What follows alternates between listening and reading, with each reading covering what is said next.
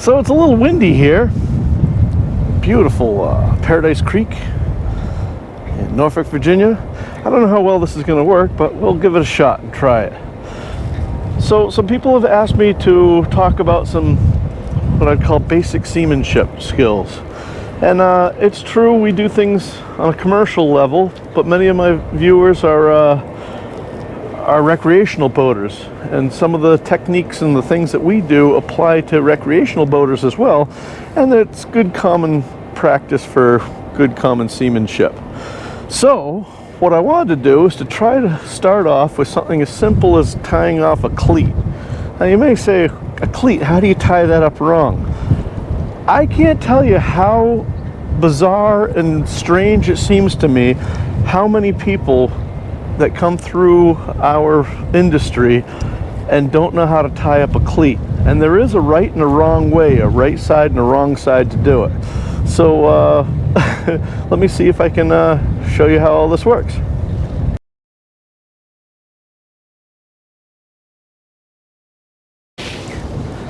Okay, so the cleat on your boat probably isn't as big as this one is, but this is just a good, and the line you're using probably isn't as big as this either. But I just wanted to show you the theory behind what we're talking about. Most people will wrap up a cleat and roll it around and all that, and that's fine. But what I wanted to show you today is what we say the right way or the wrong way. So in other words, if we were tied up to the dock, tying up to something, and we had that on there, and this is our boat or barge, or in your case yours, there's two ways you can do this. You can tie it up like this, and that would be the wrong way. And the reason why is the angle that it comes across here is wrong, and you don't want to do that. So what you want to do is you want to take it to the outside, and it's a better lead this way so that it won't get bound up as much. So then when you wrap up the line like this, as you go, here I am stepping in the bite, which I shouldn't do, but just for demonstration purposes. Now the line can pull on there as tight as it wants, and it won't go and get bound up. Where if we did it the other way,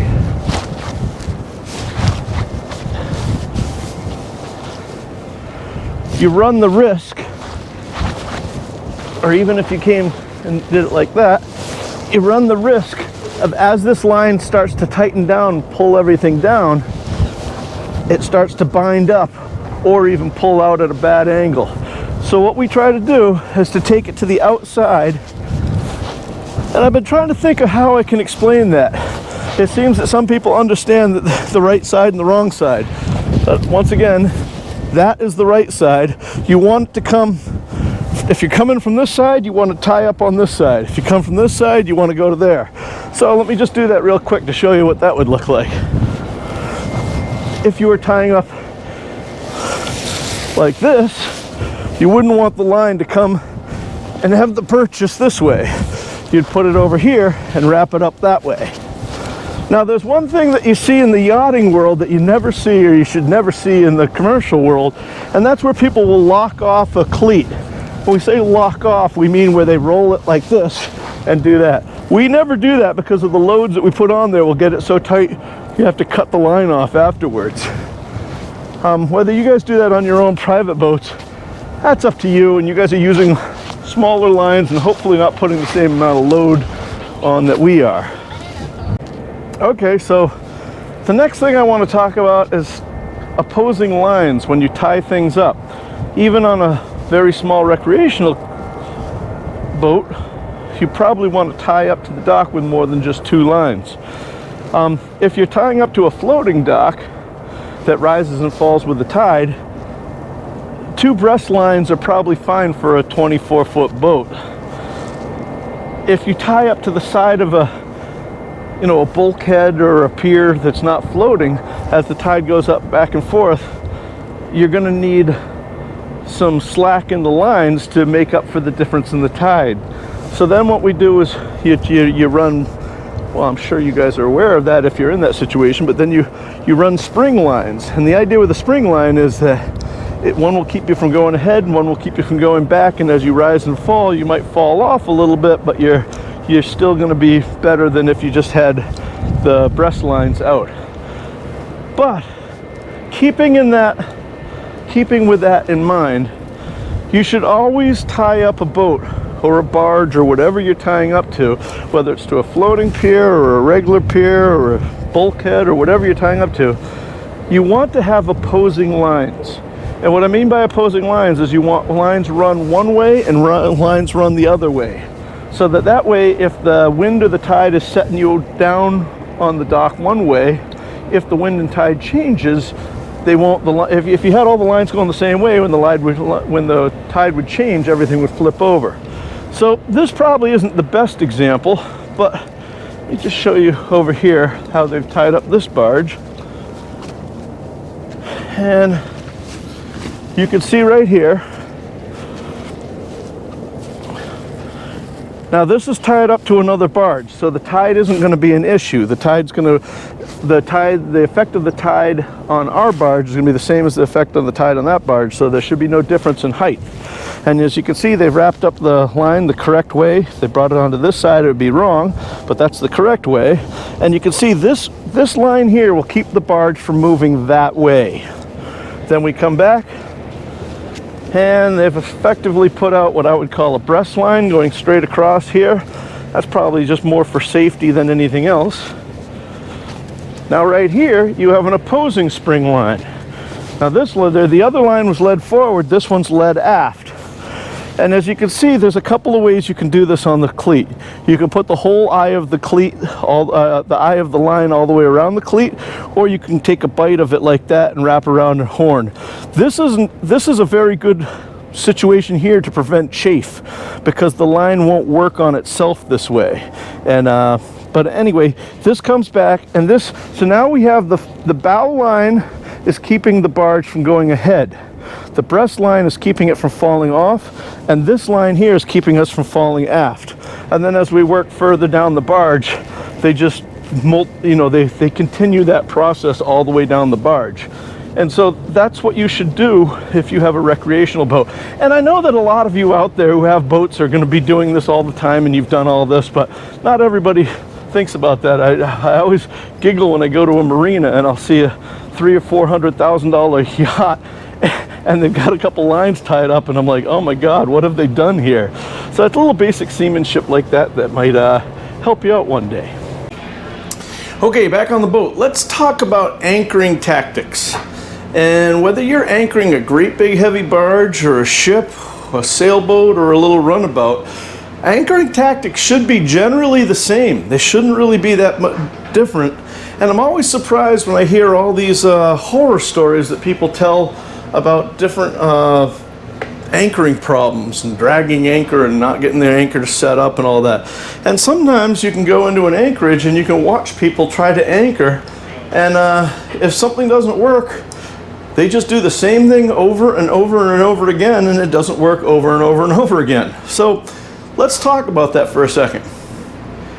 The first thing is, I think that a lot of people in the recreational world view the anchor as a mooring, not as an anchor. Now what I mean by that is, an anchor itself does very little, if anything, to secure the boat to the bottom. Its weight is not enough to do that, is what I'm trying to say. It's designed to dig into the mud and grab, and then now it's attached to the bottom at that point. So a lot of people in the recreational, hopefully if you have a bigger boat, you have a chain rode. That's wonderful for a bunch of different reasons, but the biggest reason is it gets the weight down so that as the boat pulls on the anchor, it doesn't pull up on the anchor, but it pulls, the weight of the chain holds it down to the bottom of the seabed, and it pulls it horizontally, and then that would cause the anchor to dig in more. So you'll see some people that will have that because of the size of the boat or whatever. I remember years ago I had a 29-foot Sea Ray, and obviously I wasn't going to have 300 feet of chain on there, and it didn't have a windlass or anything like that. But I think the boat came with like 3 feet of chain, and I immediately got rid of that and put on, I think, like 20 feet of chain. And it didn't add a lot of weight for me hauling it back up by hand, But that first 20 feet was enough for a little teeny boat like that to get so that when the nylon rode went from the end of the chain up to the boat, that was more of an angle, and the chain would run across the bottom and then get into the anchor, and the anchor would dig in. So on some of our barges, our 50 barges, I think they have like a 8,000 pound anchor, and you say, oh my god, that's a lot of weight. Yeah, but considering that we might have over 12,000 tons of cargo on a barge that might already weigh 5,000 tons, that's not a lot of weight. And if you do the comparison to what your boat might weigh, your anchor might be more of a mooring than ours is. But the same thing applies. You go and you put the anchor on the bottom, and then you dig it into the bottom, and then it tries to make the connection between the bottom and the boat. You're not using the weight. Remember, your anchor is not a mooring. All right, so another something that I see in recreational anchorages all too often is that people will come, they'll find a spot on the chart plotter, or they'll look over and they'll say, that's where I want to anchor, and they drive up there and they drop the anchor. There's a couple things that are wrong with that. First is, if you drive up to the spot, if you're making any headway at all, I mean even 0.1 knots of headway, the anchor will set the wrong way. And then when you back down, it comes out and then it will skip across the bottom. So you have to be stopped. I mean, I shouldn't even say that. You have to be going backwards. And I'll get into that more in a second. But another mistake I see people, especially people like on sailboats that have a real nice chain rode, they'll get up to a spot, they'll stop the sailboat, and then they'll just start dumping they say, okay, we're in this much water and we need this much scope out and we're going to dump this much chain. And they dump it. And what happens is the anchor goes and lies flat on the bottom. It hasn't dug in yet. And then you've got maybe 60 feet or 90 feet or whatever, how much they put out of chain in a big pile sitting right on top of the anchor. And so now you've effectively increased the weight of your anchor, and it's become a better mooring, although it still isn't a good one. So then people will sit there and they say, okay, now we're stopped, everything's great. And then the tide changes, or maybe the wind comes up, or conditions change, and they start moving. And their anchor hasn't moved, they're just pulling all the chain off of the pile that they dropped directly under their boat. So that's something that you don't want to do. So when I anchor, and it should be the same whether it's a recreational boat, like I say, the size of the boat really shouldn't matter for this technique. I try to look at the wind and look at the tide and see how the boat is going to lay. And a really good indicator of that is that most times, especially in the recreational, well, in the commercial field as well, you're not going to anchor alone. So if you see a bunch of boats that are all fetched up into their anchors, look at the direction they're headed. And that's the direction you want to aim your boat. So if all of them are at 280 degrees, you line up at 280 degrees, bring the boat to a stop, preferably a little bit ahead of where you want to drop the anchor, and then you start backing down, drop the anchor, and as you're making sternway, the anchor will go in and hopefully pay out, and then when you get where you want to, you go stop, and the momentum of the boat will go and it will start pulling on that anchor and having it dig into the bottom. That's what you really want to do. Sometimes people say, well, what do? You want to aim up into the wind, or if the wind's going one way and the tide's going another, what do you do? And there's people who will argue this and argue that, well, the draft of the boat, and there's more windage on this boat than that boat and all that. You don't have to do any of that. Just look at the other boats in the anchorage. It's as simple as that. Now, I'm not saying that they're all going to be pointed exactly to the same thing, but if all the boats are pointed north, and you end up getting your boat pointed northeast or northwest, it's still going to fetch up in the anchor just fine. So that's what you really want to do. So let me show you a little graphic display here of what I'm trying to explain. Okay, so you're going to have to put up with my terrible drawing skills here. Let's assume that we have a shoreline like this. Let's assume that the tide is running at about a half a knot. The current is running about half a knot this way. Let's say there's some wind blowing this way. And let's say that this is where we want to go. All right? So, if we're coming down like this, the first thing I want to do is look in the anchorage and see what the other boats are doing. Now, if there's another boat, maybe over here, maybe it's pointing like that. That's a real good indicator of the direction that I want to end up. So, and that's probably going to be the most common situation. You're going to see other people, and they don't have to be anchored. Even if they're at a mooring, you're going to see how they're laying for the wind and the tide together. And you don't have to be exact. If this is due north, and this is northeast, and this is northwest, you've got 90 degrees of separation between the two. So you've got 90 degrees that you can do this and it'll still work. So if you're coming this way or coming this way, but let's just say that you're coming up, you come down and that's where you want to end up. You come around like this, and assuming that the tip of the pen here is your bow, you'd round up and get your bow headed up into the wind and kind of match the angle that you see other boats or in the general vicinity. Like I say, you got 90 degrees, so you could be this way, anywhere like that, but that's fine. Go over the place that you want to get to, get it stopped, and then just start slowly backing over. When you get to where you want to go, if you have a windlass that allows you to free fall the anchor, have some sternway on it and free fall the anchor. A lot of recreational boats don't have that ability, and you have to go and power it down. And in that case, you want to make sure that you get the anchor on the bottom, but that you don't want to back faster than you're powering it out, because it will make the anchor skip on the bottom.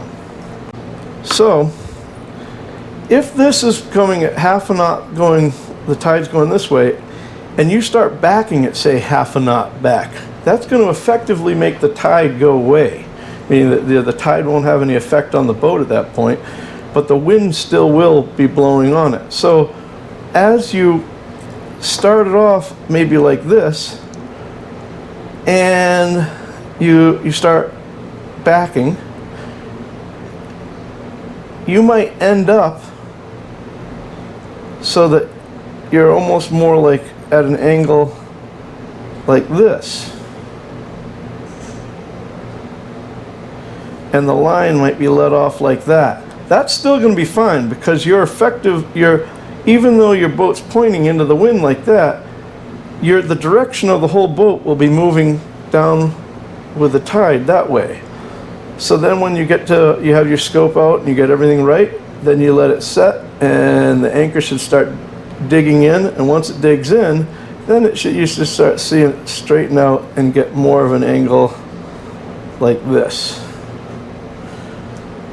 And then you're good. And then at that point, what I would do is, once you got everything settled down and everything's good, give it a couple minutes, good time to put away your lines and get everything stowed and all that sort of stuff. Then once you're all set and the boat is settled down, then I'd back, and I would give it a good back. Now, I don't mean hooking it up, but I would give it a strong back, and it depends on how much power your boat has, but give it a good back, and you might see you're not looking at your chart plotter so much as you're looking at the GPS speed on your chart plotter or your GPS. And it might start off at 1 knot and then go to half a knot, and then hopefully once it fetches up and it does everything you want it to, you'll see it go down to eventually 0. Sometimes you can't get it to 0, and the reason why is that the GPS starts seeing you swinging this way or this way. And if you have a predictor line, it will show you each one of those. That's fine. As long as the predictor line isn't going that way, you're fetched up. Hope that makes sense for you guys. And so that's what you want to do. Now, there is another situation, and that's that if the wind is going, like, say, opposite of the tide, maybe the wind is going this way.